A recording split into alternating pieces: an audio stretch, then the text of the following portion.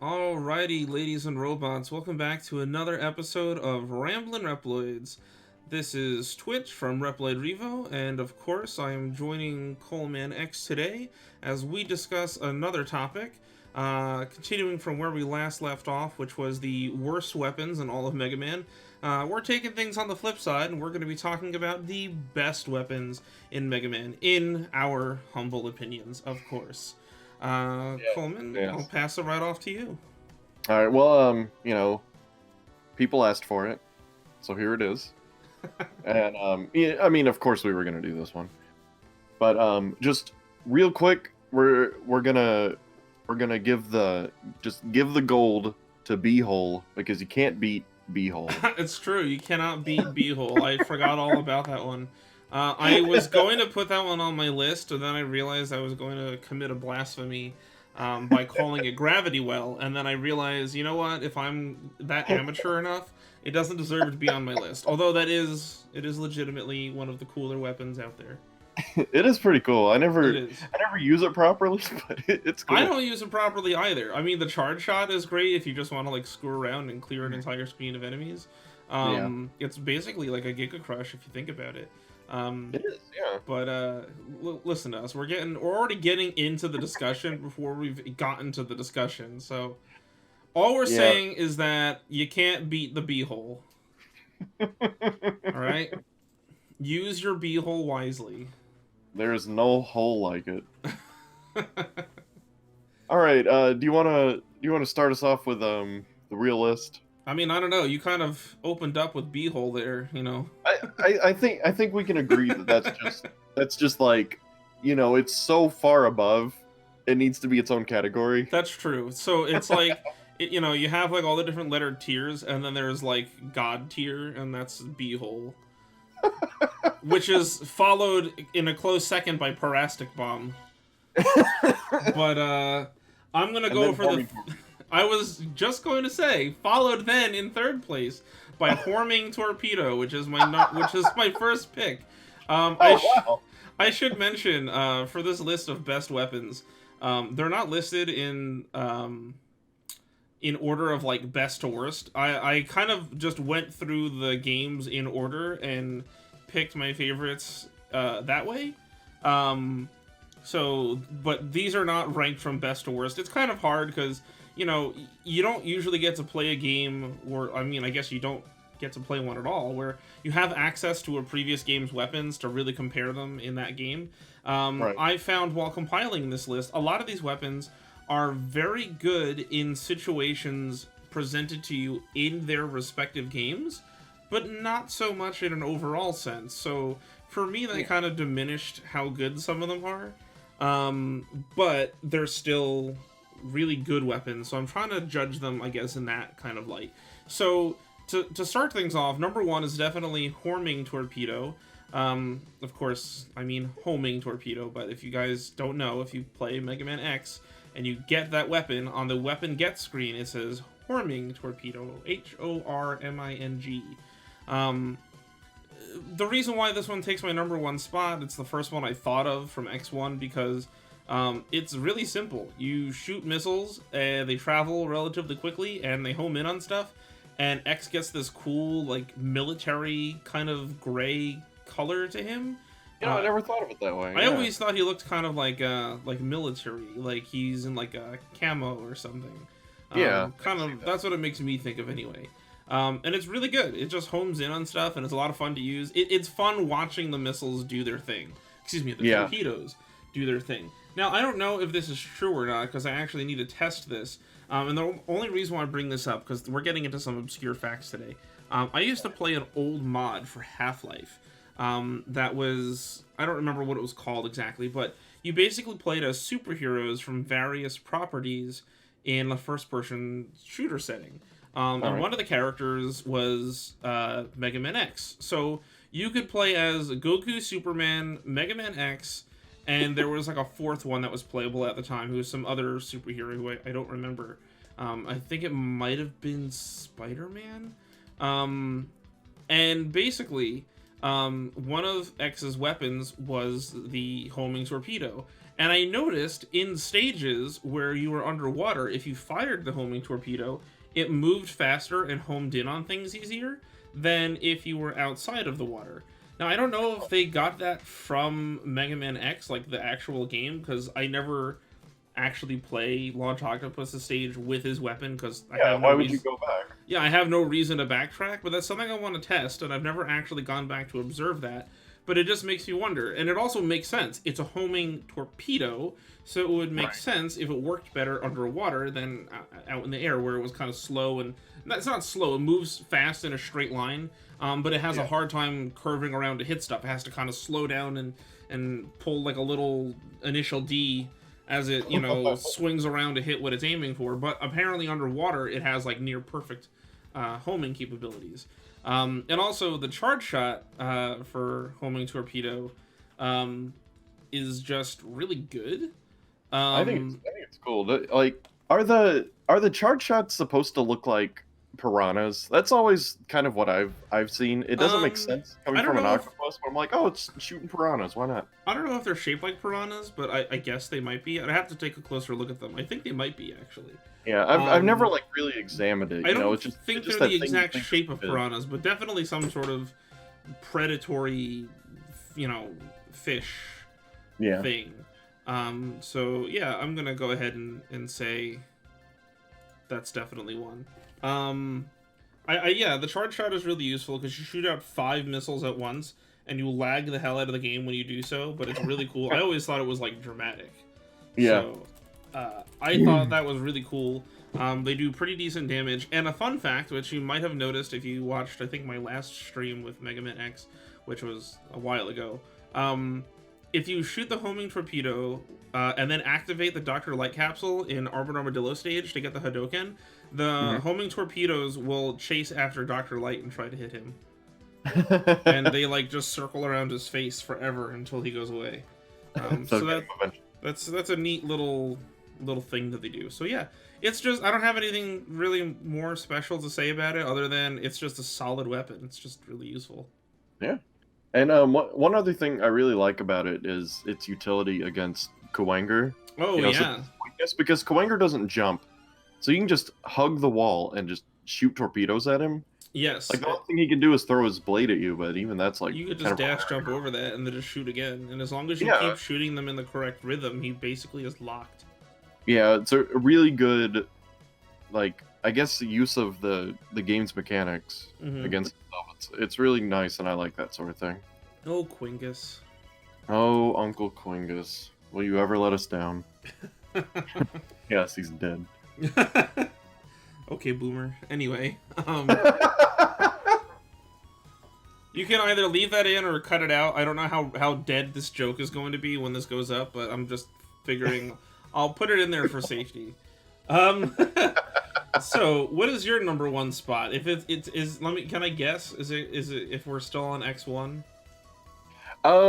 You know, like I've got some X1 stuff as my side dishes, you know, in case we start hitting similar ones. All right, so you know, I'll reserve my guess because I know there's one everyone is furiously typing into the comments right now. But, it's on my list. I'm reading it, so don't worry. We'll have some quick honorable mentions. All right, you go ahead then for yours. All right. Well, one that I wrote down was Silver Tomahawk from Mega Man 6. I love that weapon. It is like it goes up in a weird arc, but it's just like it's satisfying when you hit something, you know, and it's powerful. I do like satisfying weapons. Like, they might not be that impressive looking, but they're still satisfying to use. That's fun. Yes. Yeah, and it's like, I don't know, like it goes in a weird arc, but it's a weird arc that you can learn easily. You sort of instinctively get it. Like, if you see an enemy on the wall, you'll know exactly where to stand and then shoot it, and it does like a little smiley face up, and it just bops him, and it's so much fun. Like, with most of the classic weapons, there's not too much to say, but it's just a fun weapon, you know. Yeah, I mean, you know, the classic weapons are very simple. They do a thing, and they do it well, and that's pretty much it. You only get the one use out of it, really. I mean, hopefully they do it well instead of, like, Search Snake. Yeah, I Or mean, we oh, as we know, there's I'm, lots of stinkers. So yeah, I'm gonna redact that and say instead of Spark Shot because so many people oh pointed my out god. how much Okay, Spark Shot we sucks. know Spark Shot sucks. We were kind of thinking of it in like an in-universe setting where like a stun shot might be useful, but yes, a weapon that doesn't hurt anyone and doesn't do anything is indeed a stupid weapon. Like, if it did damage and stunned enemies, then sure, you could be like, whoa, that's kind of useful. I could, stop this Yeah. guy dead. No, but we get it. It's useless. We get it. We know. Yeah.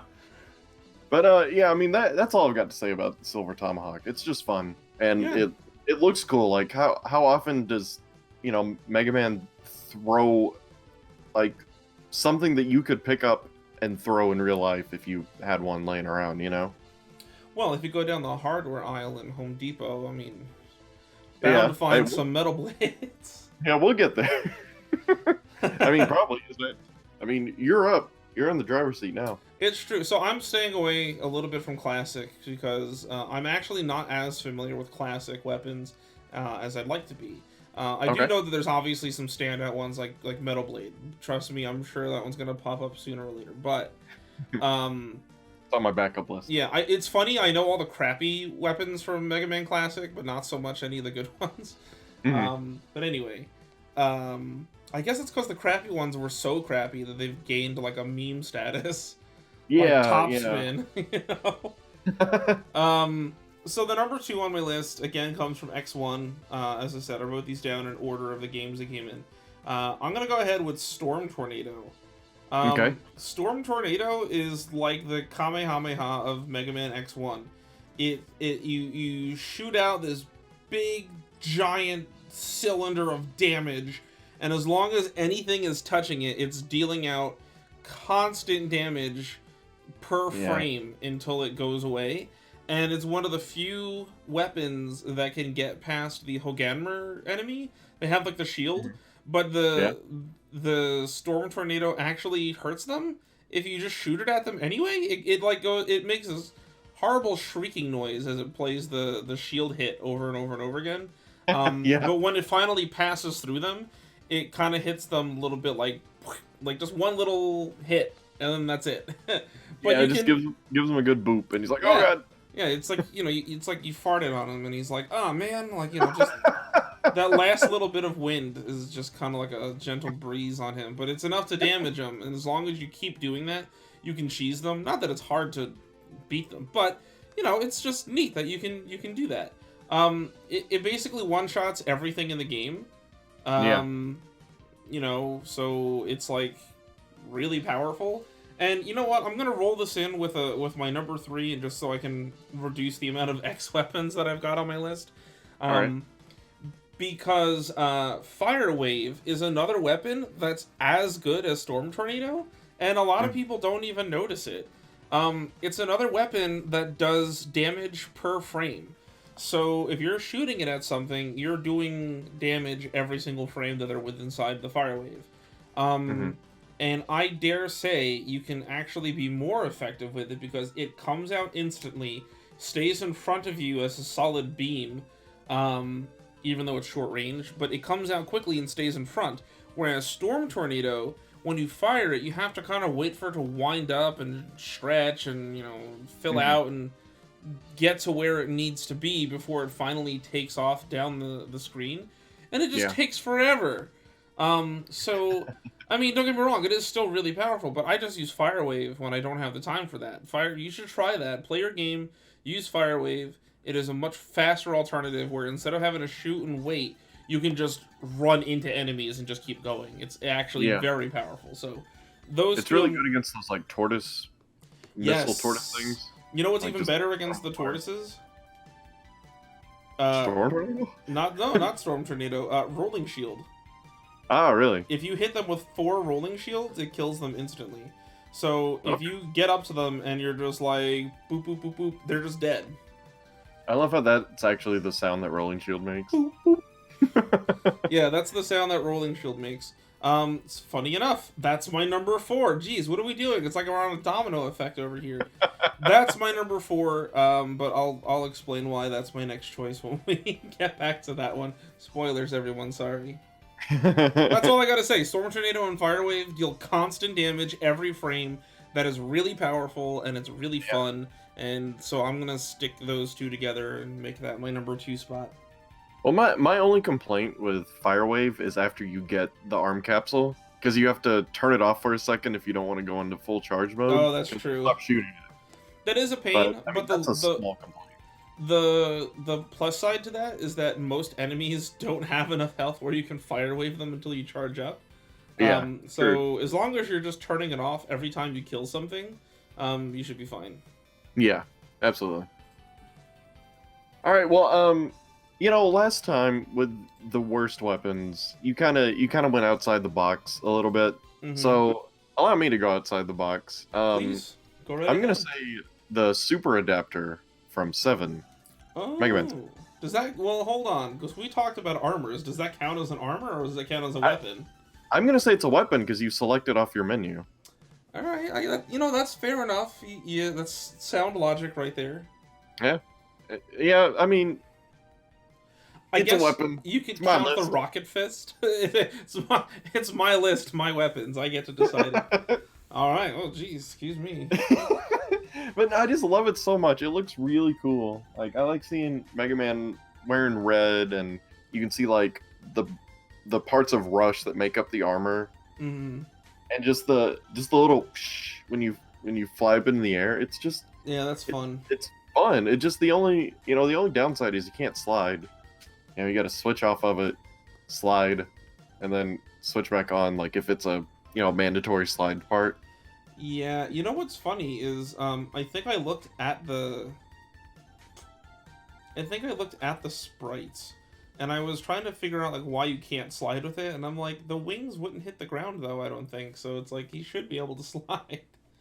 I guess maybe it's too heavy. Like he would just slide and not be able to get back up. Yeah, maybe something like, who knows. Well, just turn the jets on, Mega Man. Yeah, think. yeah. Come on, man. Use your brain. You got like a jet that lets you fly, or maybe it'll be like a situation where like he turns them on, and he's on the ground, and he just goes like sliding across his ass backwards. Oh yeah. I mean, they're not facing the right way. You know when oh man, it's which armor, the Falcon armor all over again. But yes, exactly. When Base uses the super adapter in the fight on Mega Man 7, he's dashing all around, like in the air. He's got some acrobatics. He does. I'm a little disappointed that Mega Man doesn't have the same level of dexterity in the air. Yeah. I mean, I know it's gameplay reasons, but yeah, exactly. It's kind of like you see him doing all this awesome stuff in Mega Man 7, and in theory you could say, okay, Base is able to do that, you're able to do that in the super armor, and then you play Mega Man 8 and Base is like, haha, I'm even more powerful, and he's like, making energy geysers and shooting down meteor shots and doing all this. Fight is so cool. He's doing all this crazy stuff, and then you finally get to play as Treble Boost in Mega Man and Base, and it's just like, pew. Yeah, just a little triple shot, just pew. I mean, it is devastatingly powerful if you stick the Buster in someone's face, because then it's like a rapid-fire shotgun. But at the same time, where's all that cool stuff? Where's my rocket fist? Where's the energy geysers? What the hell? You lost the evil energy. I guess so. That must be... I mean... But even then, Mega Man had rocket fists, and he didn't need any special energy or anything. That's true. I mean, at least give us, like... I would have loved it if, like, you could charge it up and shoot, like, a rocket fist, and then I would have been like, well, okay, at least they kept that intact. Oh, well. Yeah. Oh, well. Guess you're just not the strongest Base. Uh-oh. Man, don't say that to my boy. No, Even if it is true.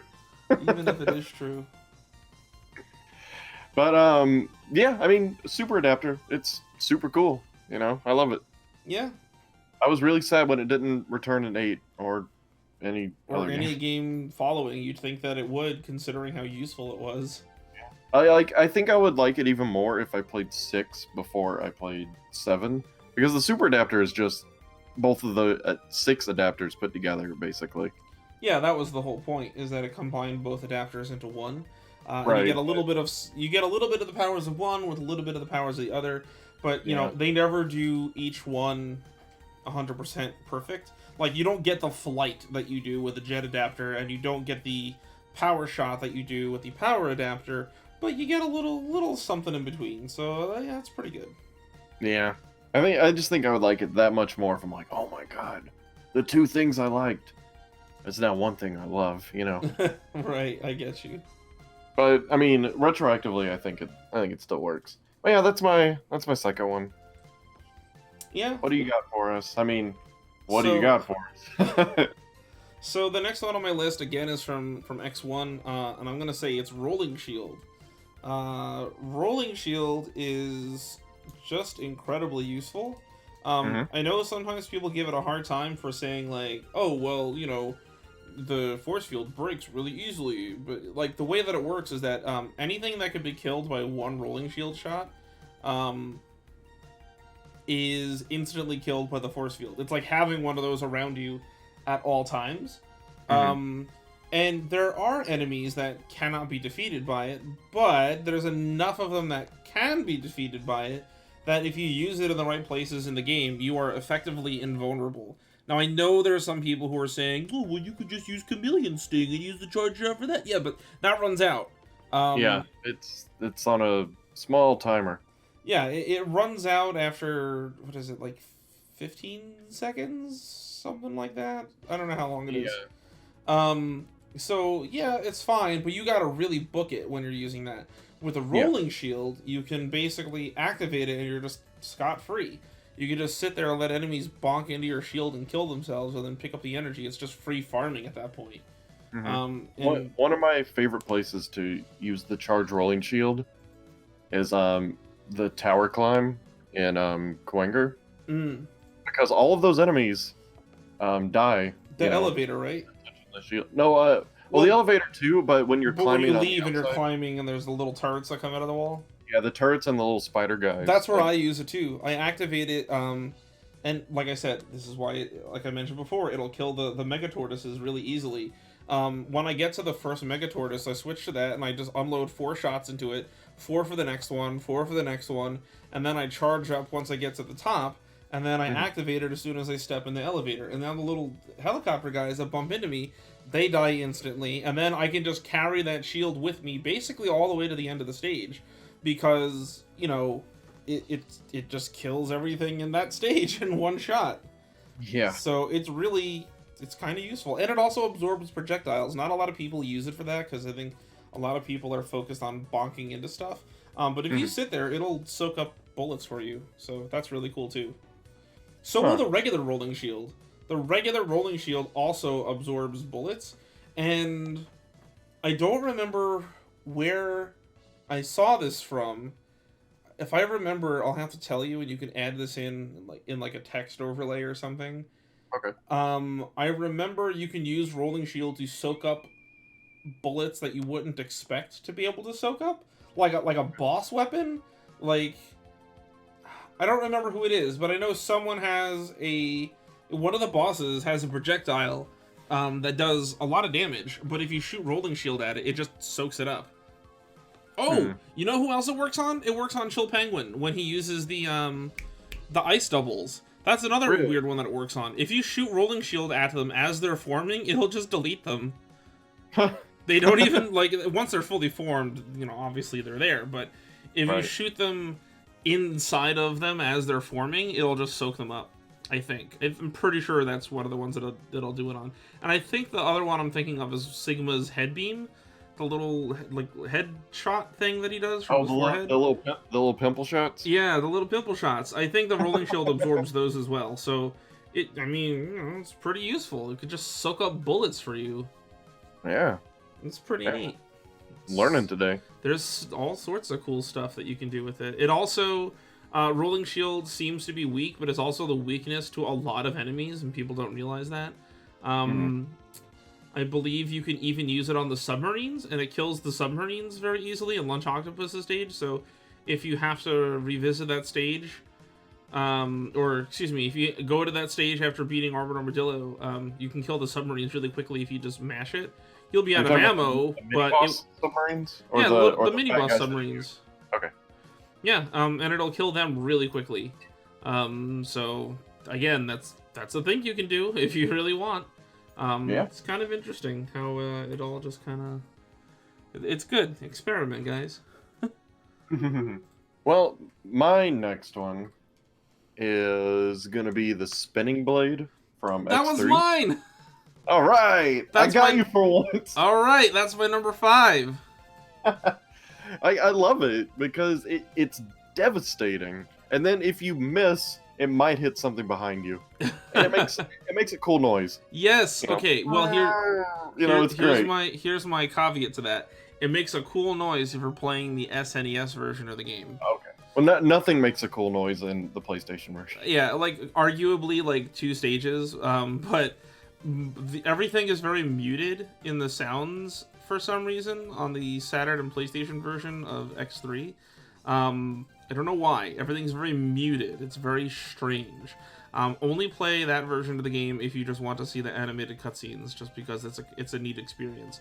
But I actually got pissed off and stopped playing the game because of the sound that Spinning Blade made when I got it in that version, because it doesn't make like a kind of like, you know, buzzsaw sound. Instead, it sounds like a guy going like it sounds like he's humming. It's really boring sounding. It doesn't sound threatening or interesting at all. And I haven't played that version in so long. I'd have to. And the charge shot is also not intimidating at all. It's just another like a little bit louder. It's so weird. Well, maybe it's just X kind of contemplating his day. You know, he just shoots one. Yeah, I guess so. That's the only thing that I could think of to explain that, because it doesn't make any sense. It's such a crappy sound effect. It doesn't sound good at all. But you're right in that it is a devastating weapon. It's very cool looking too. Like the bullets themselves are very cool looking. And the color scheme you get. Yeah, cool. The color scheme is a cool red color scheme. Red and silver. It's just really cool, and also the charge shot is like kind of neat. You basically, it's like a yo-yo. You shoot out like an energy tether with like a giant spinning blade on the end. And not only does it do a lot of damage, but if you press up or down, you can effectively swing it around your the energy tether, and it makes like a really big sweeping circle motion, and so you can hit a lot of things at once, and it does a lot of damage. And the even cooler part is that if you hit a shielded enemy and it kind of like tanks off of them, it makes a unique spark animation that flies off of the bullet. So it makes like a little like you know, like metal scraping on metal kind of thing as it flies off, which is really cool. Yeah, and when it hits something, you know, like it'll also just fly in the opposite direction. Oh yeah, the thingy like bounces off and flies away, even though it's like a massive projectile. I would have liked it if when it did that, it like bounced around the screen. Oh, that would be crazy. Just to make it like, you know, just a little bit more useful. Like, it's not that it's bad, because it's a big bullet and it does a lot of damage. But it would have been cool if like you could make it like bounce off of stuff. You know what it should have done? It should have worked like Violin's hammer from X2. Yeah. So it like goes like pong pong pong pong pong like on all the different surfaces. That's what it should have done. Now that would have been sick. Yeah, it was probably like, man, that's too much collision to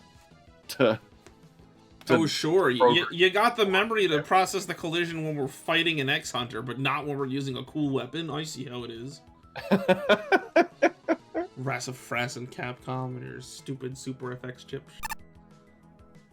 So anyway, Spinning Blade, very cool weapon. I'm glad that we both, our hearts lined up and united for that weapon, and it happened to be our number 5 spot, or I guess our, I don't know how I'm counting this anymore, because I skipped a few on mine because they were the same basically. So I think that was my 3rd. All right, close enough. Whatever. No, who's keeping track? Yeah, someone out there is. Someone out there. Go ahead, write your stupid comment. We're gonna ignore it. I'm gonna read it. I enjoy your comments. Please don't give me crap about how I lost count of what I was doing.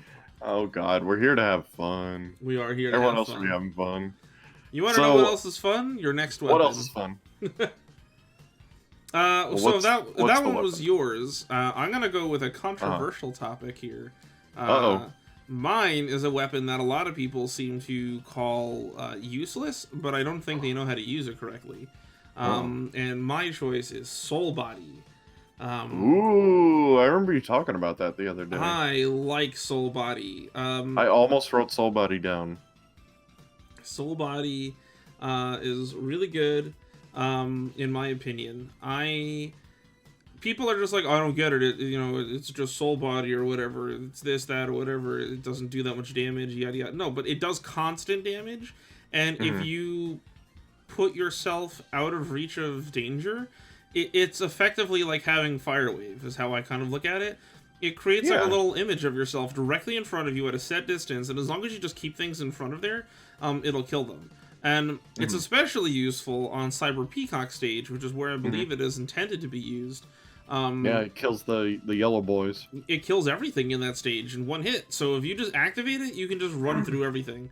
The cool thing is the Soul Body itself doesn't take any damage, so you'll never have to worry about an enemy that's too powerful, like destroying it.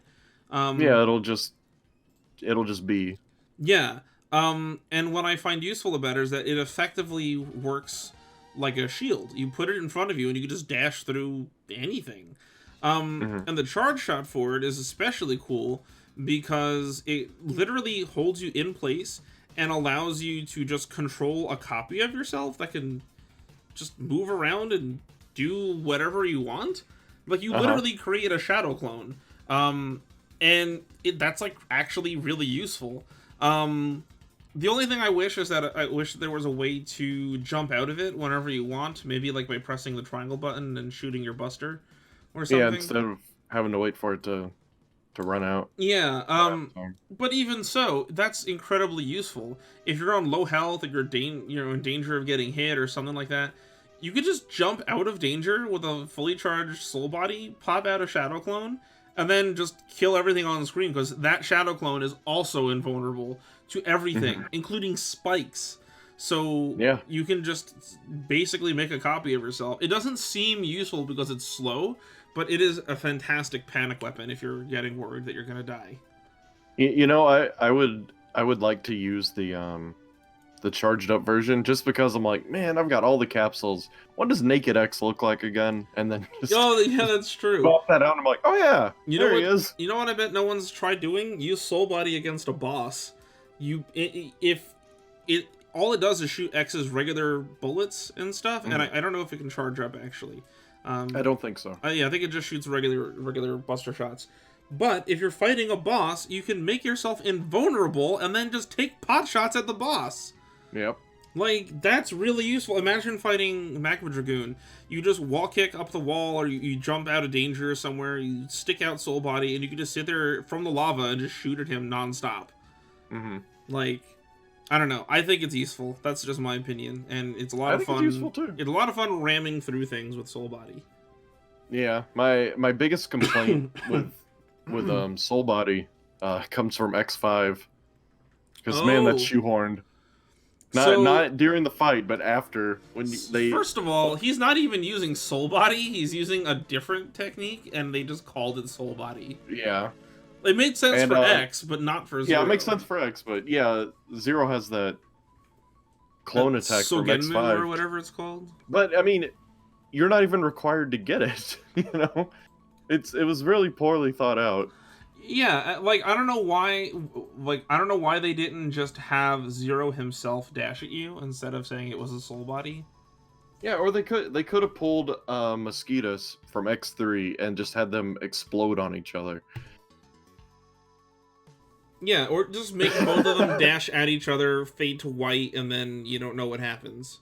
Yeah, because then the cutscene starts and they're both just laying there, like. Yeah, and you didn't have to say like, "Huff, huff." I didn't expect you to use Soul Body. Soul Body. Oh, you got me. You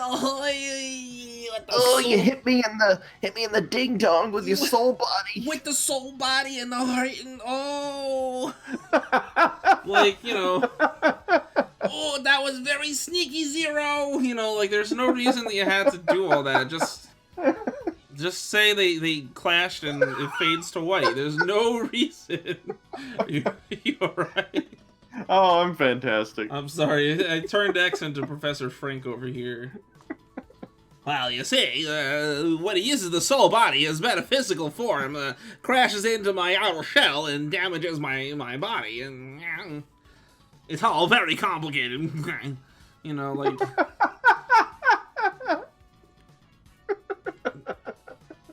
Yeah, so, by the way, for the longest time, I didn't believe that Zero actually did a soul body attack. You gotta be looking for it. Yeah, I felt bad because I told this guy off in my comments. I'm like, dude, he doesn't use soul body. I looked. And he's like, no, dude, he does use soul body. I'm like, no, he doesn't. So I went and I watched it frame by frame, and sure enough, he does use soul body. It comes out of him right before the screen goes to white, or as it's going to white. Yeah, so you might not even see it. So it's only there for like a few frames, and I was just like, oh my god, I am so sorry. You were absolutely right. It should have been part of the cutscene. You know, like if they're gonna do that, or just in a way where you're gonna see it. Make it part of the, or as I said, make them both dash at each other and then fade to white. Why couldn't you just do that? Like, you beat Zero, and you didn't have to go to like a boss defeated animation. You know, you could have just had like the fight stop, and then the two of them dash at each other. Like X charges up and Zero runs in. I don't know, something. There was no reason to do it the way they did, but who even knows? Yeah, I remember being really confused the first time I saw that. You know, I didn't understand. I was like, what do you mean soul body? You didn't...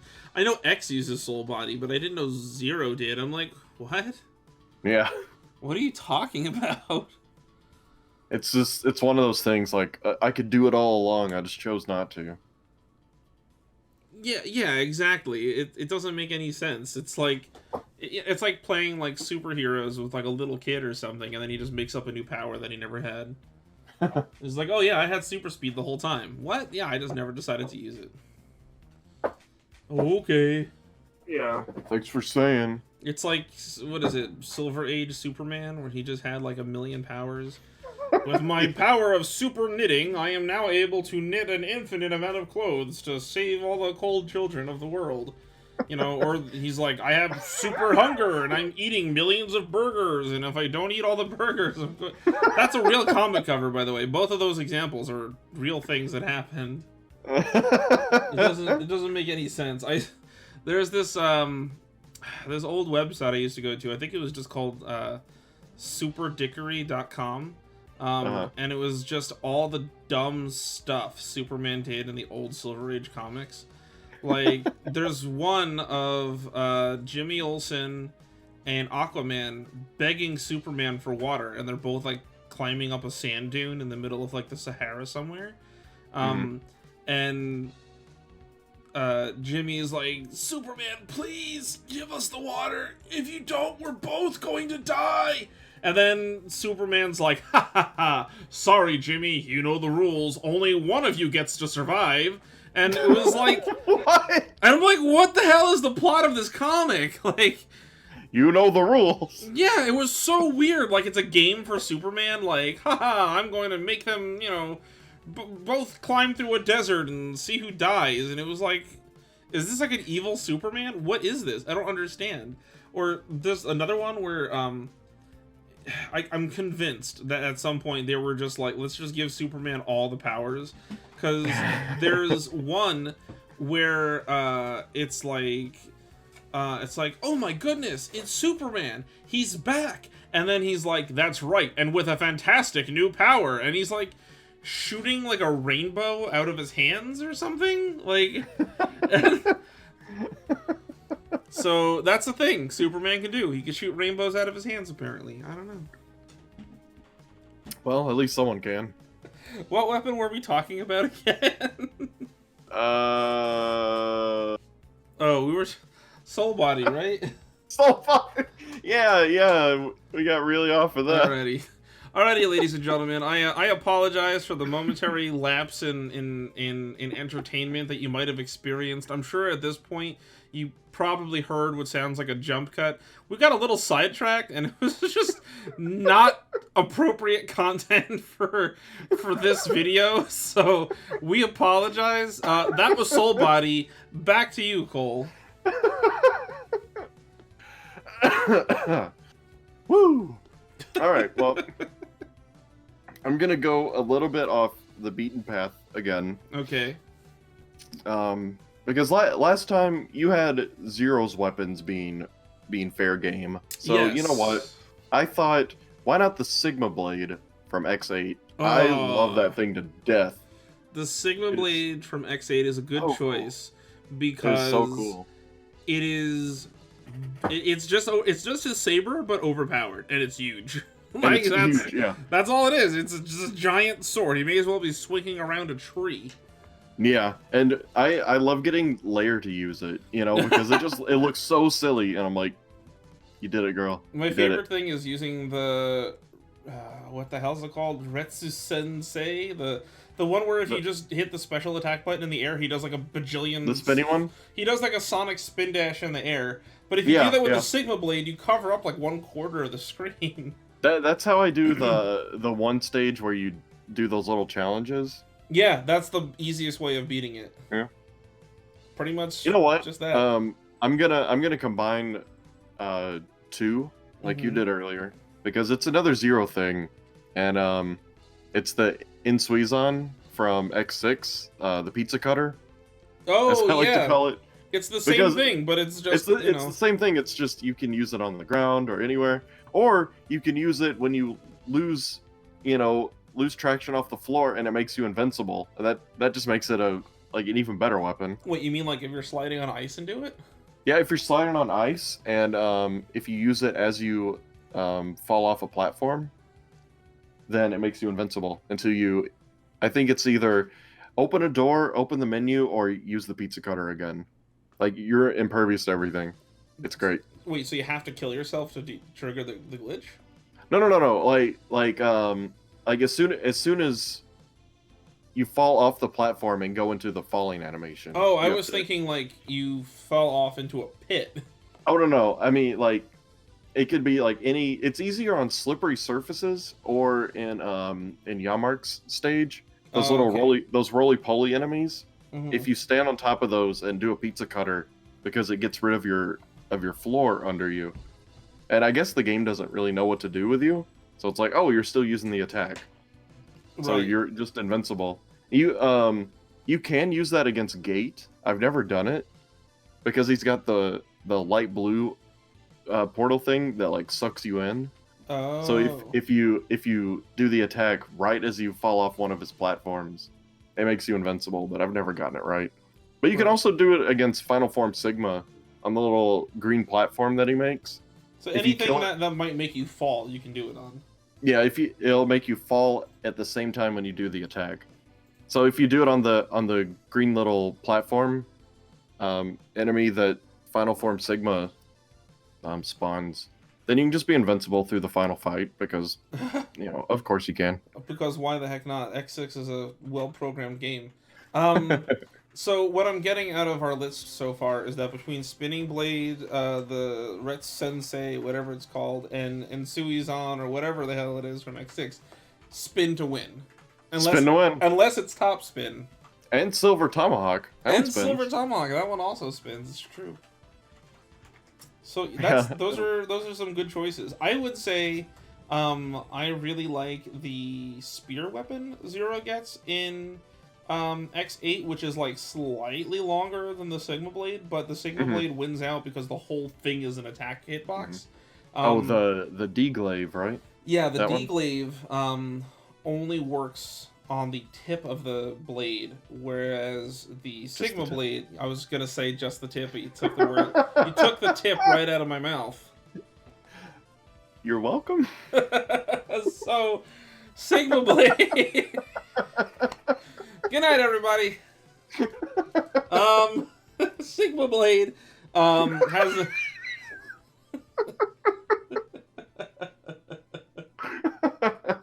How do we keep going into this territory? You can't edit this one out. This one stays. No. This one's in. Yeah, the tip is it.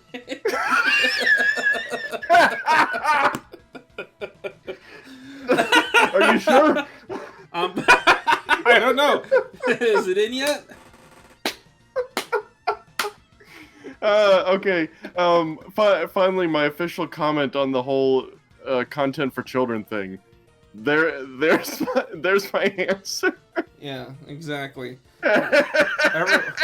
Everyone's worried about COPPA, but we're just trying to cop a feel. You know what I'm saying? Oh my God, what are we doing? I hope that we're not the only ones who think this is funny. You know what? Even if we were the only two people who thought this was funny, I'm happy. I am more than happy laughing at just the tip. I'm glad this happened.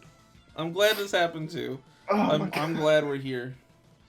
I'm glad the decisions we've made up in our lives have led us up to this moment where we're talking about Mega Man X weapons and start making really inappropriate comments about them. There's nothing inappropriate about the tip. I wonder how Lair handles the tip.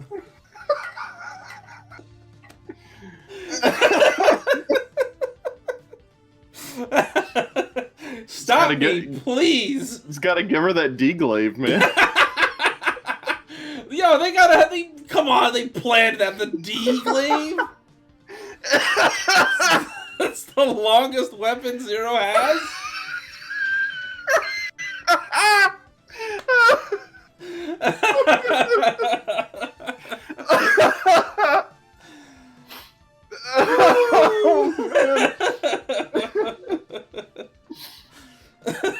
Oh God, I'm like sweating. Just thinking of the D-glaive. You getting the meat sweats, huh? Oh man, I'm waiting for the just sweaty me fan art just for the top level of the D-glaive. Oh my God! Someone better go give you the K fans or whatever they're called. Oh man. Oh boy. What are the fans called again? The T fan? Sure. Or is it B? No, B fan, the Bancho fan. We gotta get one of those and cool you down, bro. Okay. Yeah. I need one. It's like 1,000 degrees in here. Oh my goodness. So basically, what we're trying to say is Zero knows his way around the shaft, and he handles it expertly to thrust the tip into his foes. But on the whole, Sigma's blade is just girthier. Lucas, I'm so sorry. Lucas, if you're listening, because I'm gonna be sending this to you later, please forgive me. You're learning a whole new side of me that I wasn't prepared to show you. I mean, I wonder if it's gonna like recontextualize all the lines that he read. Like, oh no! You know what I mean? Oh, what is it, Lair? I'm picturing him just like double fisting the D-glaive, straight out, and he's just like, Lair, be my operator. No, it's just Lair's like, oh, what is it, Lair? Paladin is like, hey Zero, Lair stayed up all day waiting for you to get back. But, you know. Oh man! All right.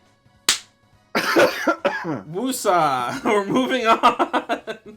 I think it's your turn. Okay, well, you know what? The hits just keep on coming, because my next weapon on the list, and I have to say it the way they say it in the game, is aiming laser. Everything's so sensual. Why? Why is the Mega Man X series so sensual? This is creepy. Because X and Zero are the greatest relationship ever. You know what? Ever X and shown Zero is in like fiction. Is like X's and O's, like hugs and kisses. Ah. See, I get why everyone ships them now. Okay. So my next weapon is aiming laser, because I think it's a cool weapon. I think it makes cool use of the PlayStation's neat kind of I don't know what you would call them. I want to say raster effects, but I know that's not what it is. It's kind of like the PlayStation's version of Mode 7. Like, you know the spotlights in the beginning of Sky Lagoon? It's like one of those. It's just, it's not a texture, but it's like a gradient that can just kind of like move around. Yeah. It's like a 2D polygon is the only way I could describe it.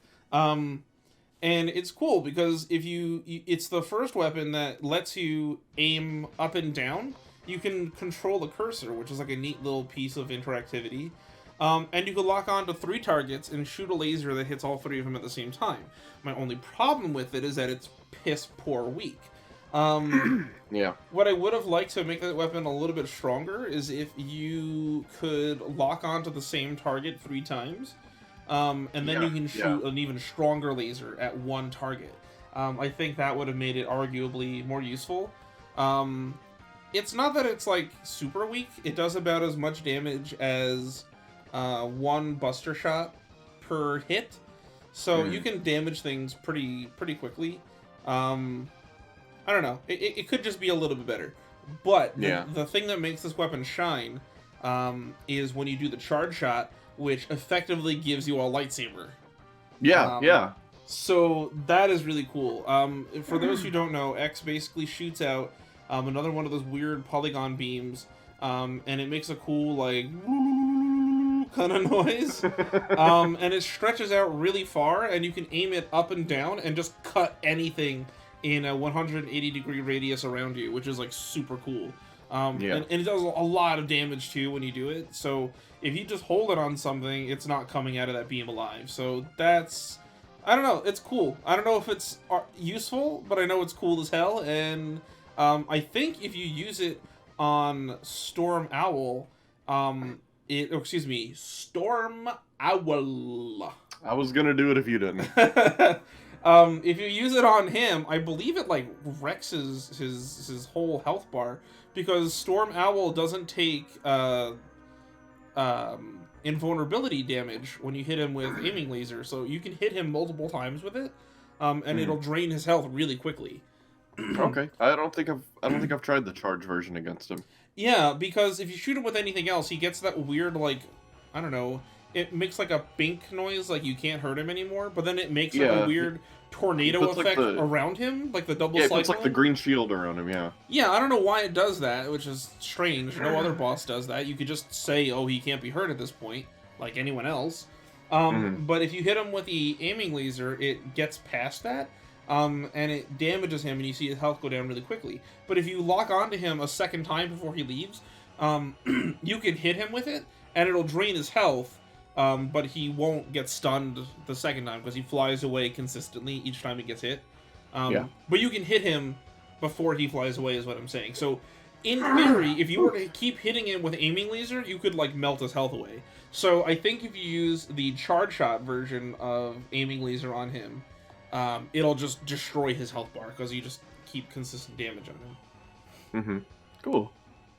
You know, I used to not like aiming laser, like when I was a kid and first playing the game, because I'm like, oh, I don't understand how it works. But now, like, I like it as a novelty, and I love the color scheme. And, like, you know, X4 started the thing where you can have any weapon equipped and also shoot the buster, so you could do a little bit of, you know, Fashion Man X.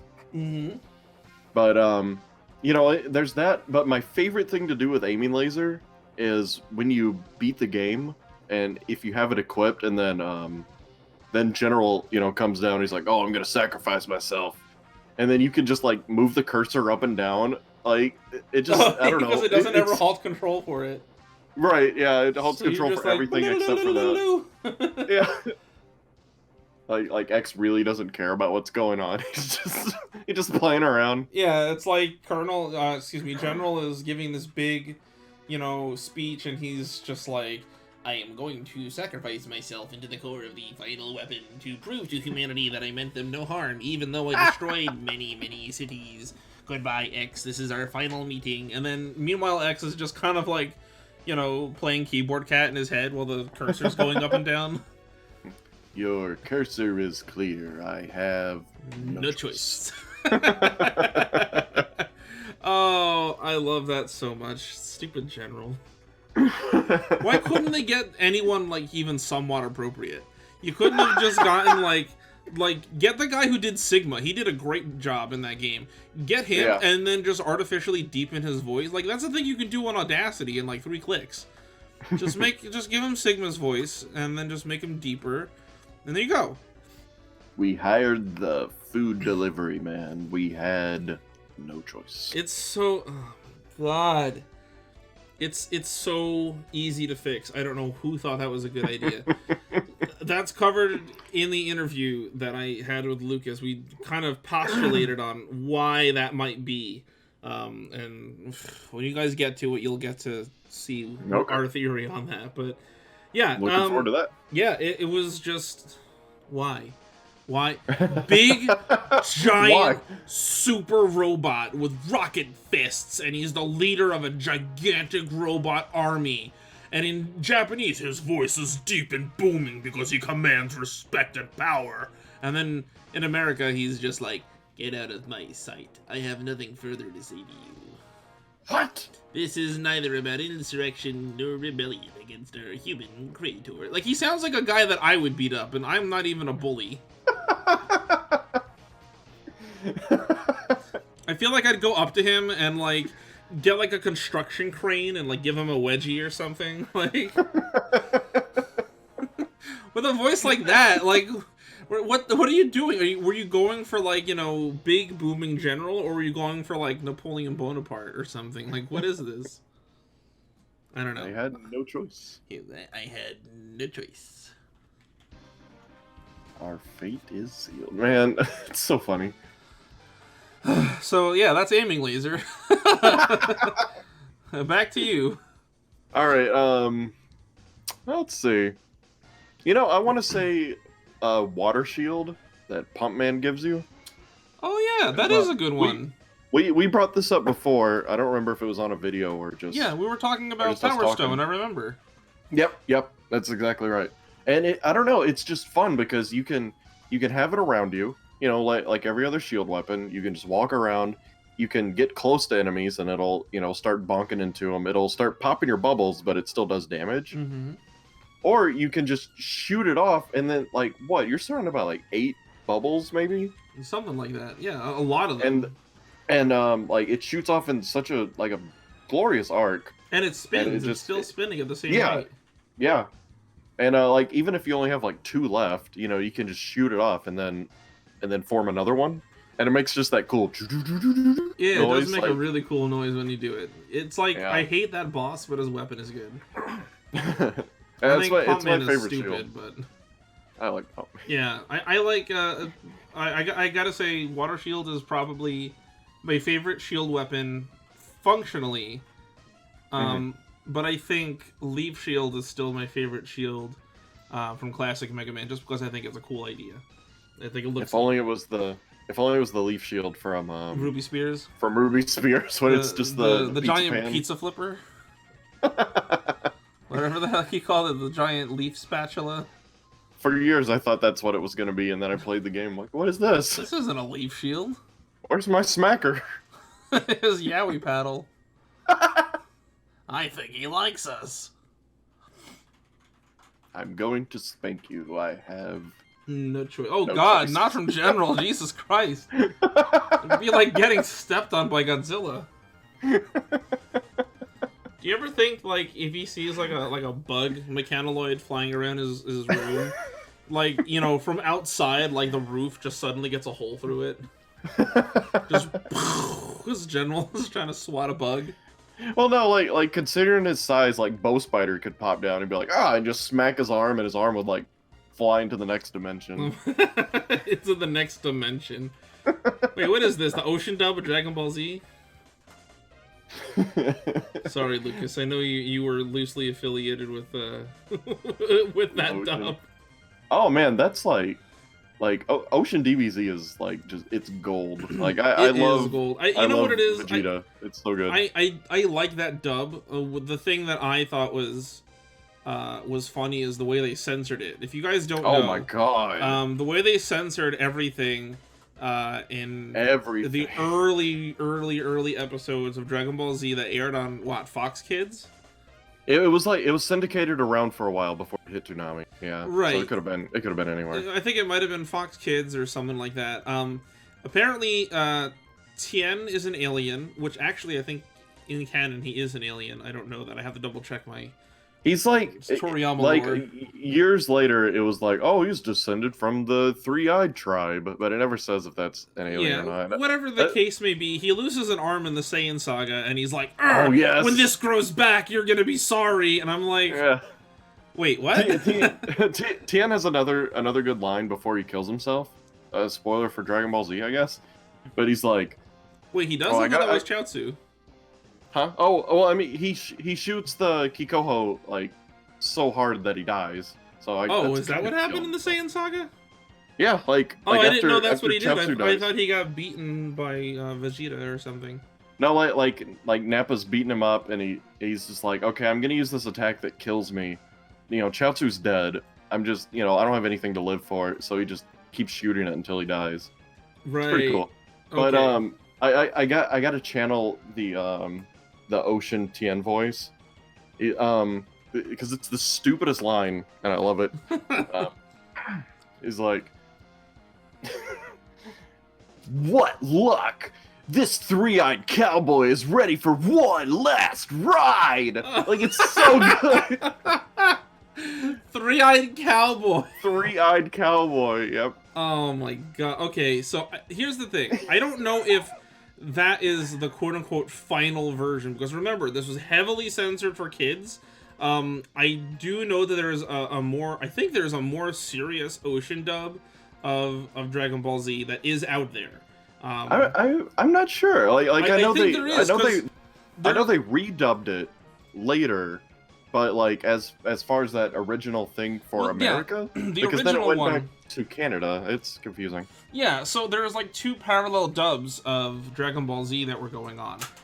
There was the Ocean dub that came out for a while, which is the very, very early one, which was the one where they had the weird lines. Like, I mean, Piccolo did grow his arms back, so I mean, I guess that's fine. Yeah, but Piccolo can do it, but Tien can't, and they were just like, when this grows back, you're gonna be sorry, and then, every time someone was gonna say something like, I'll destroy you, or I'll kill you, or something, they always said, I'm going to send you to another dimension.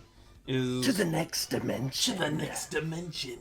And that was their way of getting around the fact that when they're getting blasted with giant beams of, Kamehameha and Gallic guns and whatever the heck you called it, they were just saying, I'm gonna send you to the next dimension, or to another dimension, or something. And you're like, well, I don't know what these energy beams are. I don't understand that it's like they're fighting ki channeled into an attack. So you just assumed, they just have the power to send to... It's a teleport beam. This is what they're doing. Whatever. So yeah, it was really funny. But after that dub, there was a proper Ocean dub, which aired on Toonami, where they didn't have any of that silly talk. I think it was the same actors, though, but none of that silly talk was in there. And then after that is when Funimation took over. And that's when they had to go and redub like the entire series. But I do know that there's episodes well beyond what they stopped airing before. Like, you remember how they used to always go up to that episode where it's Jason Birder flying at Goku, and the announcer is like, what's going to happen next time on Dragon Ball Z? Will Goku be able to escape this dynamic duo of terror? And then it would always restart starts over the entire series. But Ocean dubbed episodes well beyond that. Ocean, as far as I know, Ocean did. They picked up after Frieza, and they did the whole thing, but it was for Canadian broadcast because there was like some sort of licensing issue where they could use the same one. It was something. It's really confusing, but it's like the same script. Right. Whatever the case may be.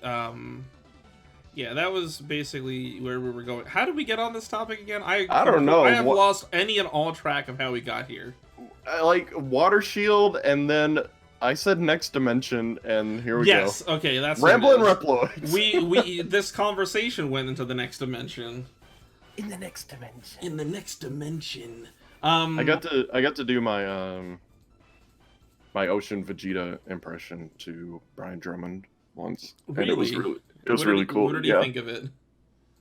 Well, he laughed because it was a line. It was a line that I was like, do you remember this one? Because it's when Nappa and Vegeta first land, and they like destroy this city. Mm-hmm. When they Before land. Before they had any idea of how powerful anyone should be, but yeah, go on. But Vegeta's like, too bad it's Sunday. Those buildings would have been filled up tomorrow. Like, what? How does he know? How does he know what a Sunday is? But I was like, I just went up to him and was like, do you remember Too Bad It's Sunday? And he just started laughing. He's like, they changed so much. I have no idea. Oh my! So I did it for him. I was like, I did Vegeta to Vegeta. You did the line. That reminds me of there's I don't know if it's in the Funimation dub or not, but there's a line where someone on the Ginyu Force, I think they were talking to, I don't know if it's Goldo or something like that. Or no, I think it might be Zarbon trying to talk to Dodoria. And he's like, someone's like, they're like, hey Zarbon, Earth to Zarbon, come in. Like they're trying to get his attention. Oh yeah, like Earth 2. And I'm like, wait a minute, why would they be saying that? Like, do they have a complete history of our space program? Like, did the Apollo missions happen in the Dragon Ball Z universe? Well, and then there's the one. Hey, remember when this was an episode about weapons? No, just go on. One real quick one. Okay, like Krillin's like, I think it was Krillin. He was like, if that would have hit us, we would have ended up like the dinosaurs. And it was like, okay, we would have been dead. But there's dinosaurs. But there's dinosaurs. You live with dinosaurs. Gohan became friends with one. What are you talking about? I could go on all day about the Rock the Dragon dub, but look, the Rock the Dragon dub was Mondo cool and all, but I just Mondo cool. Oh, I want to talk about the voicemail that got passed around the internet for ages. Remember that? Oh no. So, long story short, you could look this up. I'm not going to repeat it because we're just going to be quoting it back and forth. And I'd like us to use aiming laser to get back on track. There's a famous voicemail between the voice actor of Krillin at the time. I think it's from the Ocean dub. I'm not sure. It's either the Ocean dub or the Funimation dub. I can't tell which one because Krillin sounded pretty similar between both. And we're talking like 1990s telephone quality. But he's basically calling up one of the writers and just kind of joking around because he's like, oh, I gotta say, the writing is pretty good, but I'm just not feeling Mondo cool, and because Mondo cool is a line that Krillin had to read, and I guess they thought it sounded like hip with the youth or something, and it just sounded stupid, and so he was just making fun of him in Krillin's voice about how Mondo cool is a dumb line. You should go look it up. It's very funny. If you're a recent Dragon Ball Z fan who has never heard of this, go check it out.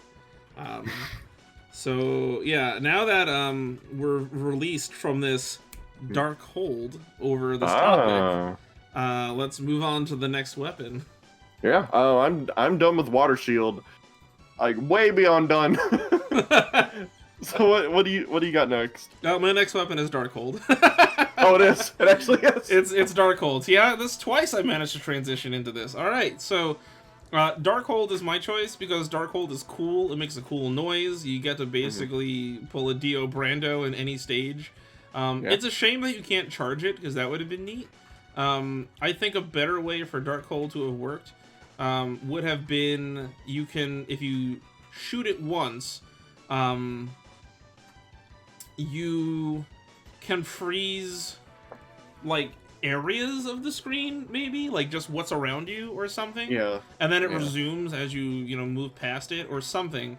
And then maybe charging it up would let you freeze everything. But I also guess they were trying to just call back to Time Stopper from Classic.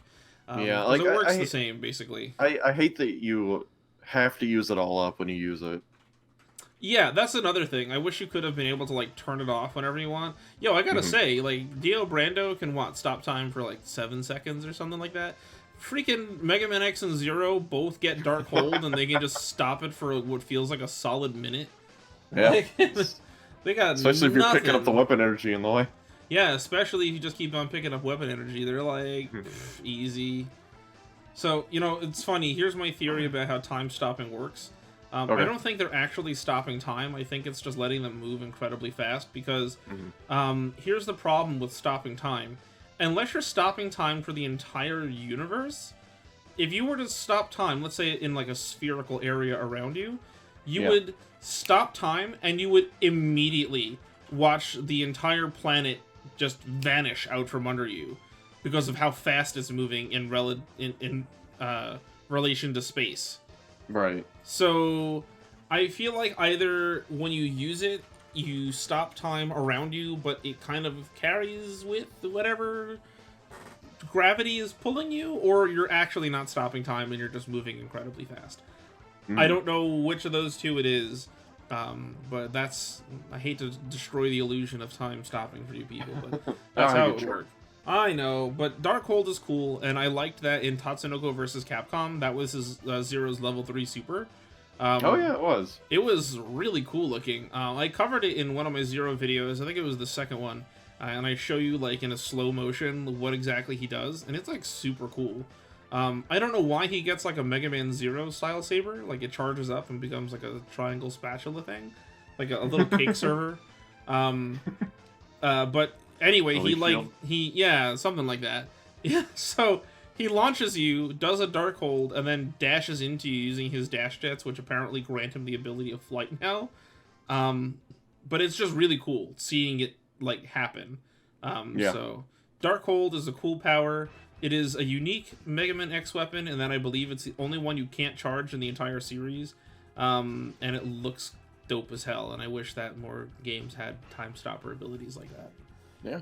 I'm gonna piggyback off that before I get to my real next choice. Okay. But my favorite time stopper is the Flash Stopper that Brightman gives you, and I hate that Flashman doesn't give you Flash Stopper. You know, there's not like Bright Stop. Man, that's confusing. But I just like it because it's like it freezes things. You know, you can just like mow things down with your Buster, and it just lasts for a second. You know, and then if you're just mashing the Buster, it just freezes everything again. Like, it works so well on Pharaoh Man that it's just not funny. But yeah, you know, instead of having to waste all your energy at once, that's my only real difference. Yeah, I guess, you know, we'll roll those.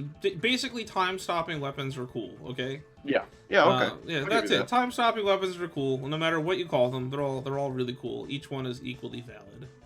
Yes. Well, let's see. My next real one. I'm gonna make a weird choice right here. Go for it. And I'm gonna pick the Super Arrow from Mega Man 5. Oh, because I was thinking the arrow charge shot from 8. Oh, that's a really good one too. That's another good one. That's a really good one. But like, you know, the Super Arrow, you can travel on it like you know, you could with Rush Jet. You're like shooting like a suction cup and just standing on it. Suction cup. And I love when they pick something dumb and unconventional to be like a major boss weakness, and like Wily 1 is weak to Super Arrow. Like, how cool is that? Why? Yeah. Oh no, suction cups! Ah! You're having a Nerf battle with Uncle Wily. Sure, he's weak to suction cups, but not Sakugarne. Just think about that for a minute. One of Dr. Wily's machines is weak to, you know, special robot suction cups, but not a robot jackhammer pogo stick with eyeballs that jumps directly on his big stupid head. That doesn't do anything. Suction cups? Forget about it. Unbelievable. But yeah, there's not much to say about Super Arrow that we haven't said in the past. You know what Super Arrow is? Since we were on a little bit of a Dragon Ball tangent. It's kind of like when Tao Pai Pai, whatever that master is. Oh he God! Throws when the freaking tree and then just jumps on it. Yeah, that's his method. That's exactly what it is. That's what you're doing. You're just throwing a tree and then jumping on the tree and just letting it carry you places. Doesn't make any sense, but why not? Unbelievable. So that's Super Arrow. I'm never gonna look at Super Arrow the same again. Yeah, me neither. Super Arrow. I like it. So you're up. I'm at the end of my X weapons, and I have some more that I want to consider them honorable mentions because there's not much to say about them, but they are really good weapons in the Mega Man franchise that are not in the X series. But this one is probably one of the better X series weapons for just how simple it is, and that's the Yamar option.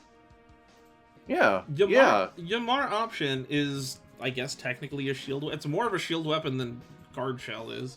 Yeah. And basically, for those who don't know, Yamar option summons 3 dragonfly robots that spin around you and damage things as you bump into them, or as they hit things. You don't bump into things yourself. But every time you hit the weapon button again, it either refills a dead dragonfly or shoots 3 balls of energy that are like pretty decently sized, and they do pretty decent damage. So if you're running through a stage and you're just mashing the buster button and the special weapon button, you are firing a ton of bullets across the screen, and you are effectively mowing down everything that comes in front of you. So it's very simple, nothing special to say about it, just more bullets. You just need more bullets sometimes, and it's very effective. I would also argue that the charge shot is utterly useless. I don't know why the charge shot exists.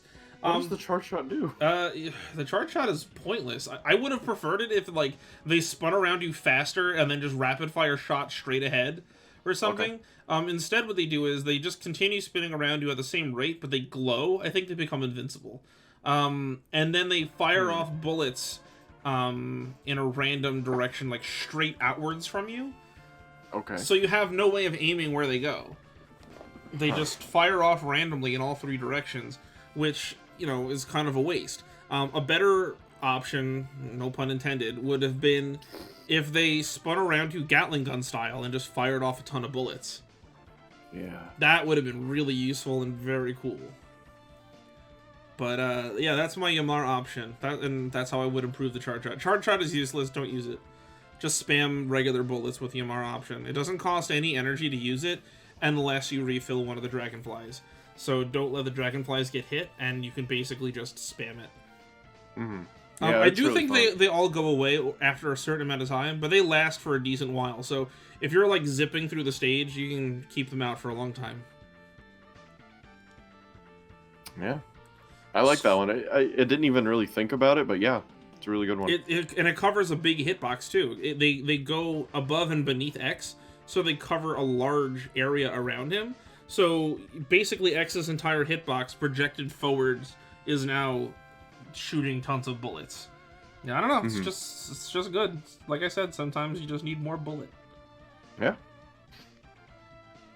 So well, you know, what is yours now? I've lost count, but I've got like 2 more marked. Like I've got plenty on this list, but there's 2 more that I really want to cover. I think that would make the 8, but I'm not sure.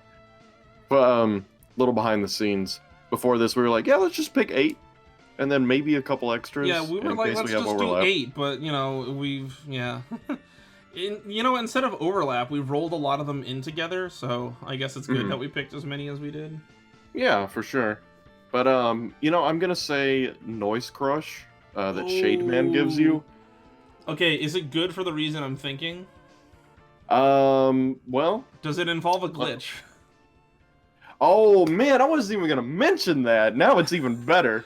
Okay, so first of all, it shoots out like a sound, like... A little sound woobly. It's like a little... Yeah.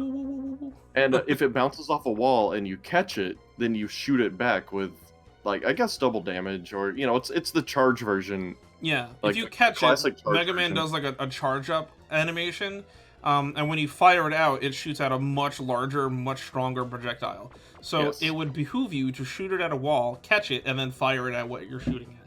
It's kind of like adding reverberation. Yeah.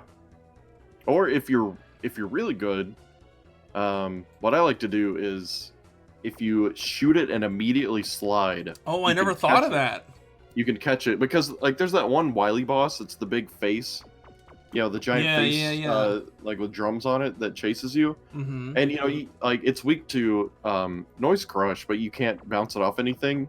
but you can slide into it and catch it. It's really tight to do, but when you do it, it's I've never done that, but that sounds really like impressive. Sounds. Shut up. but the glitch that you mentioned is the coolest thing. I'm so glad that I know about it now. Anyone have a hard time with Turbo Man? Because you won't after this. Works with Springman too. It works with. I think it works on all the bosses. Technically, it only works on those two because of how the rooms line up. Because I did the thing where you can use the password to have all 8 stages locked or unlocked at the beginning. I did that, and I beat Shademan first, and I did it on every boss, and it still only worked on those 2. But thankfully, in a regular playthrough, it's 2 bosses that come after, you unlock Shademan. Like, it's not one of the first 4. But anyway, if you shoot a Noise Crush as you go through the door, like, it's got to be on the same frame, it'll just keep bouncing off the wall, just back and forth, back and forth. The boss drops down, they do their little animation, and it lines up perfectly as soon as their health starts going up, and and they die. Yeah! It's so cool. So, a little fun fact about how the Mega Man games are programmed on the SNES. When the bosses come down and do their little pose or whatever, they're invulnerable. They're not able to take damage, they're just doing an animation. Once their health bar loads into the game, though, they are technically quote-unquote live. It's just that everything is halted so that you can't move. And so the Noise Crush, when you do that, for some reason, perfectly ends up inside of their hitbox the instant their health appears, and so they die on the same frame that their health appears. It's so cool. Because their health, when it fills up, is literally filling up. It's not just like a visual effect and like it's already full. No, it's literally filling up. If you hit them while their health is filling up, they die because they only have that much health. It would be like if you were picking up an energy capsule and could be interrupted while it's filling up. It's kind of one of those things. I know this happens in Mega Man X as well. I don't know how it works exactly. I think you have to hack to get this to work. But if you can hit the bosses while their health bars are loading, they also die. You can do that sort of against Sigma on X2, because have you seen the glitch? Is this like the Shoryuken thing, or? Yeah. The when you Shoryuken into the room and then Zero punches the ground and you fall through, but it still has the text box up. And if you wait and don't push anything until you land, I think I'm explaining this right, until Sigma, like his first text box opens. It lets you walk around, and you can walk behind Sigma and then hit him with a Shoryuken as his health is filling up, and it kills him.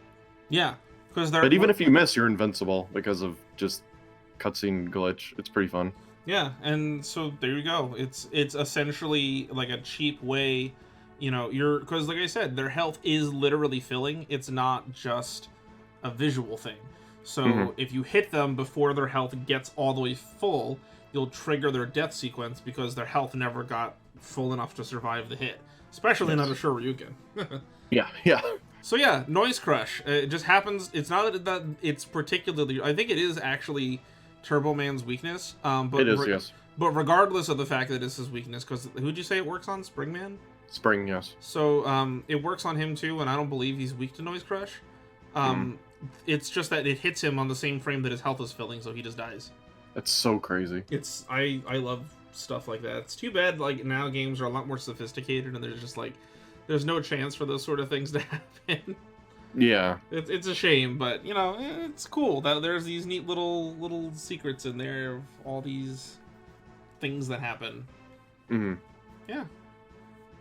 Well, yeah, that's all for Noise Crush. You got something else to... Yeah, so I'm gonna step out of the realm of Mega Man X. I'm skipping over Zero and ZX because those games have good weapons, but none of them stand out to me as like amazing. I don't know, like the recoil rod is really good. It's very powerful, but like that's it. It's not incredible. There's nothing about it that makes me go like, wow, amazing. Same thing for ZX. ZX has about the same kind of things. There's really not too many weapons that are amazing. There are abilities you can use depending on which biometal you pick, which can just absolutely chunk boss health, which is kind of impressive. But still, nothing super amazing in my opinion. So I'm gonna skip right over to Mega Man Legends, and I have 2 from Legends. All right. I'm going to lump these together because they're pretty much the only 2 that I think are worth mentioning. And one of them is obvious, and that is the Shining Laser Weapon in Mega Man Legends, which, if you don't know, is a concentrated beam of energy that shoots out of your buster wherever you're pointing it.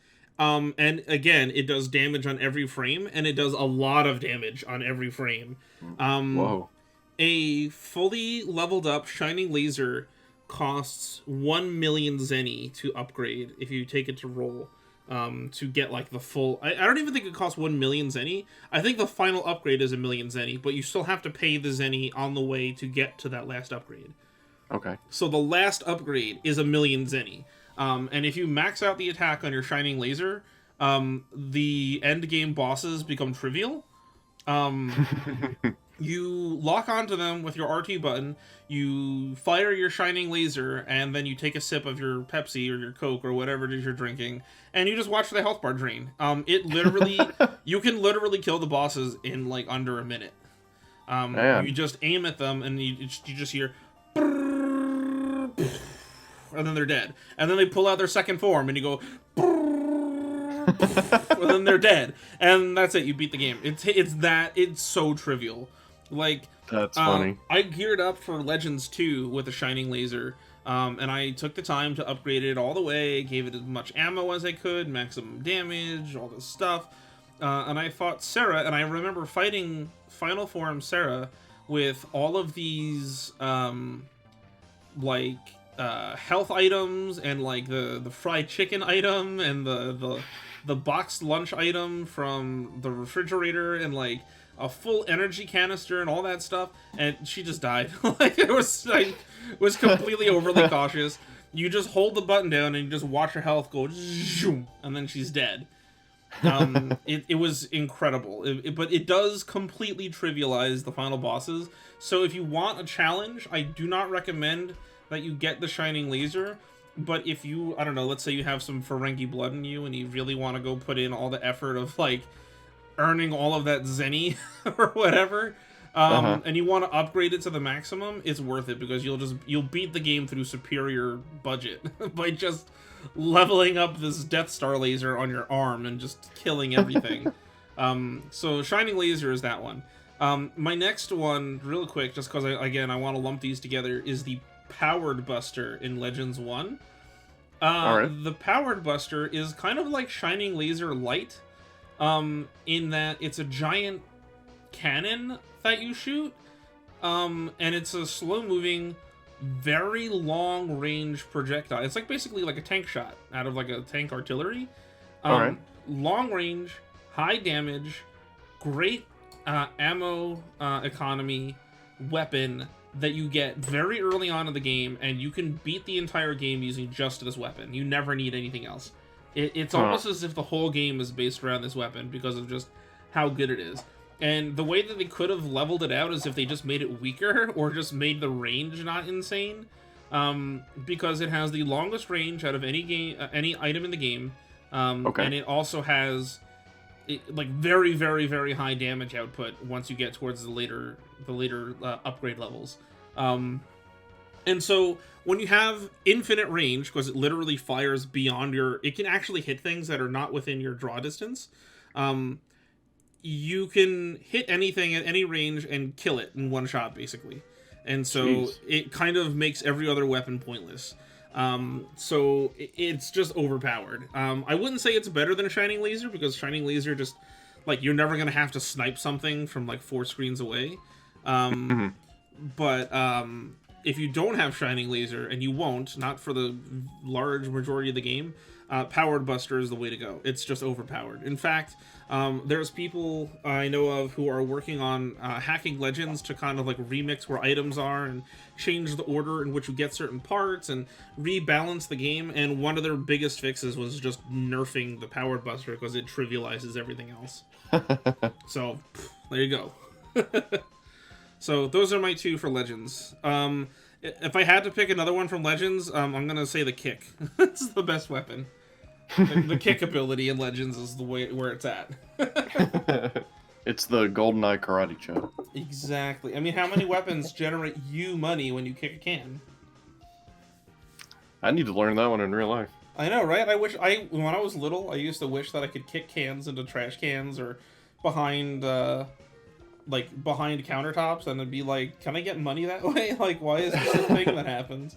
It turns out it was just a funny joke made by the developers. So, I've talked enough. Give me yours now. Alright. Well, I'm gonna go with a Speed Burner from X2. Ooh, that is a good one. Yeah. First of all, best color scheme in the series, if you ask me. And, just, like, I love that, you know, when you shoot it on the ground, it goes and hits an enemy, and it leaves a little fire trail behind that continues to go forward. That is cool. It's really good against that mini-boss and, Centipede's level that's weak to fire. If you shoot it and the little ground trails hit it just right, it, like, does a ton of damage. And kills it before it gets out of the ground. It gets up, does its, I'm gonna kill you animation, and then it falls over dead. It's fun. And the, I don't know, the charge shot is one of the coolest looking things in the series. It is. It's just basically an air dash strike. where you're just on fire. Oh, yeah, it kind of is. I don't know if you're invulnerable when you do it, but it's a high damaging dash ability. I think you're invulnerable. I don't know. You're covered in maybe flames, not against but spikes. Yeah. Either way, the point, you're not against spikes, because if you get the Shoryuken without cheesing it, they put spikes around, so you have to not touch those. Yeah, right. But it's basically an X2 Nova Strike. You dash and you have damage, a damage box all around you, and you look really cool while doing it. And you can do it on the ground or in the air. I don't even think you need to air dash boots to do it. No, you don't, but you can also use an air dash and then do that for a double air dash. A double air dash. It's really cool. It is really cool. You can get some, like, serious, like, distance using that. Yeah. Yeah, but, I mean, I don't have much to say about it. It's just, I mean, look at it, you know. It's really cool. You know what my favorite thing about it is? What's that? You shoot it while you're underwater, you can see the little projectiles that are emitting the flames. That I always thought was a very cool detail, and I wish that there was more details like that in the games, where, like, if you use weapons under certain conditions, different things will happen. Like, I thought it'd be neat if you used, like, the magnet mine in the stage, in the trash stage, in Magnacentipede stage, or no, not Magnacentipede, Morphmoth. Yeah. With the magnets that are above you. I thought it'd be cool if when you shot it, they, like, got stuck to the thing. That'd be funny. Or maybe if you, like, shoot one and intentionally stick it to the ceiling, it, like, reverses the polarity of, like, the magnets or something. Yeah, and start knocking all those guys down. Yeah, just like a neat thing, you know? Just some cool sort of interactivity for the stages. That'd be cool. Yeah. Oh, well, maybe next time they make X2. Yeah, maybe when there's a Maverick Hunter X2 and Mark Gatha comes out of retirement. So, I mean, do you have any, anything else? I think we're kind of winding down. Yeah, I feel like after all the fun. We're just about at the end of our rope here, so I think we've named all the really good ones. Some honorable mentions is Drift Diamond from X8, which fires in the same way that Twin Slasher does from X4. It makes like a V shot in like a 45-degree angle out from X's Buster. Yeah. The cool thing is, if it hits anything, it freezes them and drops them to the ground. So it's kind of like Twin Slasher and Crystal Shot combined. Yeah, that's pretty cool. Or Crystal Hunter, whatever it is. Crystal Hunter, yeah. And yeah, it'll freeze enemies, and I believe they just fall to the ground and explode. You can't step on them, I don't think. But it is cool that, it freezes them and they fall, and they become completely immobilized. And in that regard, it's actually very powerful. Both because it does high damage and also just completely stops anything that might be coming your way. Because it freezes things, I think, instantly. So that's kind of cool. And then the other one that I had as an honorable mention... Oh my god, why can't I remember what it is now? Hold on. Cut this part out. I'm trying to remember what it is. You know what? Just do yours, and then maybe I'll think of it. All right. Well, I've got a couple that I'm just gonna go over real quick. Oh yeah, go ahead. Okay. Well, first of all, I want to give a mention to every weapon in Mega Man 9, similar to how we did every weapon in X7 for the worst list. Yeah. I think Mega Man 9 has probably at least in the classic series, the best weapons just as a package because they're all useful. Mm-hmm. And I just want to throw that out because it's a common sentiment and I do agree with it. Yeah, X9, not X9, excuse me. I wish we could talk about X9. Maybe someday. Yeah. But Mega Man 9 has some pretty decent weapons. They're all pretty good in their own way. I especially like I think Hornet Man is in 9, right? Am I getting that mixed up? Okay. That's right. Yeah, the Hornet thing is really cool. I think that's awesome. The horn mean torpedo? No. Good effort though. Yeah, I like how that one picks up like weapon energy or whatever. That's really cool. That's really cool. That's just like a neat concept. I also really like how there's lots of gravity bomb weapons, and Mega Man 9 carries in with that spirit when they made their own smaller version of Beehole. The Beehole bomb, yeah. Technically, it's just it's like the charge shot from Magnet Mine, but like just at a constant size, and it doesn't get any bigger. And it stays stationary. Yeah. So that's kind of neat. Mega Man the tornado one. Tornado one helps you jump higher, and it like kills everything. The screen, so yeah, it's really cool. Yeah, so there's good stuff they got there. I feel like Mega Man needs some innovation. I feel like towards the end of this series they started rehashing old ones, which I can understand, but they're not rehashing the good old ones. They're rehashing like the dumb ones. But I feel like there's so many cooler things that you can do. Yeah. Well, a couple more. Like we don't have to talk about Metal Blade. And everyone knows Metal Blade is good. We got it. Yeah. We don't really need to talk about Thunder Beam if you use the pause trick. It's like it's the best thing ever. It's already good. We know. But then, yeah. Thunder Beam is OP. It's very powerful, large bullet, and if you use the pause trick, you can get in like 1,000 hits of this very powerful, very large bullet on an enemy. And Metal Blade, again, I don't know who out there is watching this who doesn't know anything about Metal Blade. Metal Blade is the first weapon you get in Mega Man, and I know you're thinking, well, can't you choose what boss? No, it's the first weapon you get. Metal Blade, you can shoot it in any direction, and it's a bigger bullet than your regular little lemon pea shot, and it does more damage, and you basically never run out of ammo, because I think you need to shoot 3 or 4 Metal Blades before you lose 1 tick of damage, and you can rapid fire shoot it. So good. So it's kind of the best weapon in the game as your default. It just becomes your default shot after that. Yeah, basically. So, but that's it. We don't need to talk about it. Everyone knows it. Move on. Yeah, but to get away from Thunder Beam, like another weapon for Mega Man 1 that I loved was the Firestorm. Because it puts that little shield around you, and it shoots a projectile. Yeah, I love that. I thought that was really neat. That's kind of I did like that aspect of it. It's kind of like the fire wheel from Mega Man 7, which is a pretty decent shield weapon. That one's kind of cool. Yeah. That reminds me, I liked the just for Mega Man 7. Another honorable mention. I liked besides fire wheel, I liked Freeze Cracker, which is a hilarious name. God, that name. And what is the Thunder one from that game? Oh man, I don't know what it's called. It's like Thunder something, isn't it? Sure. Lightning Ball? I don't know. The point is, the Thunder weapon from Mega Man 7 is also very satisfying to shoot because it makes a cool noise and the bullet looks cool. And you can use it to power machinery in different stages. That's really awesome, and I wish that there was more stage interactivity with weapons, like in Classic. Like, there's a ton of that in Classic, but not so much in X, and I really wish that there was. Yeah. So those Thunderbolt. Thunderbolt. Oh, it was just Thunderbolts. Okay. Yeah. But basically, those are two very good weapons from 7, which I think deserve some attention. So those are 2 honorable mentions. Yes. My other one that I had forgotten before, it's not even a particularly good weapon, but I just really love it.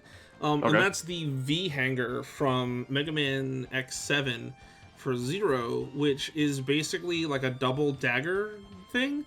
Oh yeah. That's the one you throw, right? Those little daggers. Yeah, you can like throw it like a boomerang, and it's not particularly good. I just think it's really cool. It knocks Sigma down, so that's kind of. Does it? Oh, I didn't know that was his weakness. Yeah, I never bothered really to try to beat that game. So. Oh. I mean, I think I did. I think I do remember that now that I'm thinking back on it, but at some point I was just so frustrated with Mega Man X7 that I was like, you know what? It's okay if I put this away. But I've got one more for the honorable mentions, and that's the Mirror Buster that Enker gives you. That's just a pretty neat concept. You know, you're absorbing damage and just shooting it back. That is pretty cool. Yeah, I mean, you know, it's just cool. It's just cool.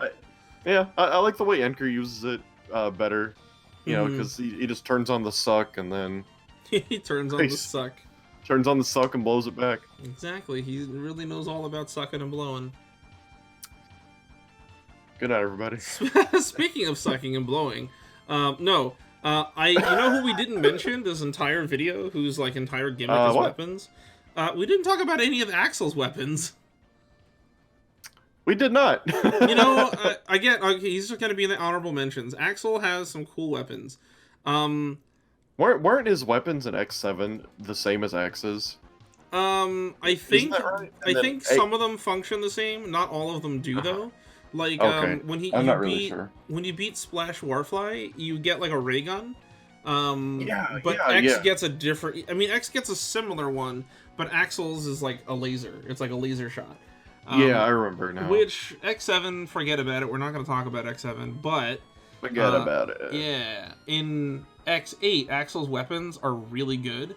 My 2 favorite weapons for Axel are the Ray Splasher weapon. I think that's the same, or just a ray gun. I think it's just called ray gun in X8, which shoots out like a concentrated beam of lasers. And it's the most rapid-firing weapon in the game, which kind of... Yeah, because the shots are long, right? The shots are long and overlap into each other, so you can do like a lot of damage all at once. But what bothers me about it is that it's the fastest-firing weapon in the game, in a game that features a Gatling gun. The Gatling gun is also extremely cool, because it's a Gatling gun, and it shoots out ice shards, and so I think that's really sick how it does that. But that should have definitely been the fastest firing weapon in the game. It doesn't make sense that a stupid ray gun does more. Either make the ray gun shoot a constant beam, or make the Gatling gun shoot more bullets, is how I would have balanced that. The rest of his weapons are also kind of cool, but those 2 are my absolute favorites, because they just functionally and in concept are just really badass. Yeah, I like how just when he equips a different weapon, it changes... You know, his firearm. Just visually, it's neat. Cool seeing like a change in his body or in his character silhouette when he does things. Same thing with Zero. Yeah, it was really cool picking Zero and then grabbing grabbing like the knuckles or something. Yeah, the K knuckles, the Kaiser knuckles, and because then you do Street Fighter moves. Like that's so sick. Yeah, they put a lot of thought into that stuff. The only problem with the K knuckle is that you can't hit anything with it. The punches are like there's no range. I mean, you know, every masterpiece is flawed a little. Yeah, if they would have just made Zero's punches have like a little like green aura around them or something, like that extended outwards from you just a bit so that they're viable, they would be cool. But they're so short, you basically get hit by trying to get near the enemy that you want to hurt. So the only thing I can really do is do Zero's jump attack, which is like a kick, or do like the special moves, which have a bit more range to them, because you know usually they're all kick based. I think those are all the weapons that I have on my mind. That's about all I can think of. So yeah, I'm pretty much. I guess also the Shuriken from Model PX is really cool. It does a lot of damage. It's very cool looking, and ninjas are awesome. That's it. Okay, final thoughts. I'm done. Oh man, that was fun, and I hope everyone out there had fun. I hope you guys enjoyed our crazy tangent that we went on when we were discussing things. But yeah, thank you everyone for coming. I hope that you will go down to that comment section and let us know what your favorite weapons are and tell us why, because, you know, that'd be interesting to hear about. Let us know if there's any weapons that are your favorites from other series. You know, I just realized we didn't even mention Battle Network, but I feel like that's a whole other topic for another day. Like favorite battle chips and things like that. So that'd be something to discuss. Yeah, let us know what you guys think.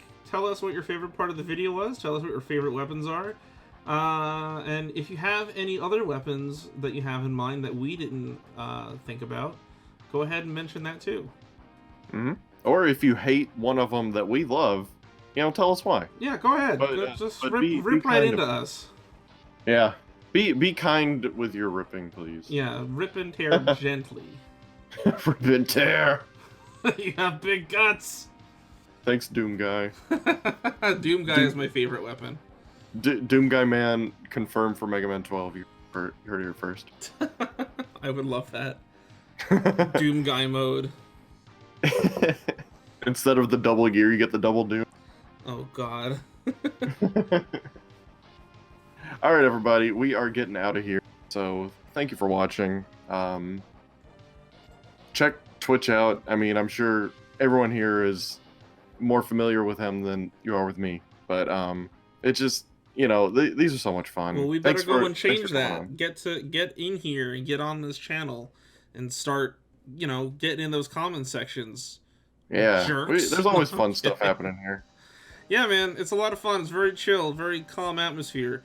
You should definitely stick around here, get to know what we're all up to, and if you just want to hear more of my dumb voice, by all means, this is a good place to do it when I'm not in a video. You get to hear what I'm really like instead of, you know, that facade that I have to put up in my videos. But yeah. So, Twitch After Dark. Twitch After Dark. Why didn't we call the show that? No, I'm kidding.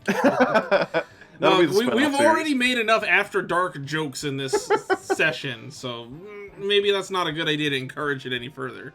Yeah, it's true. Oh my gosh.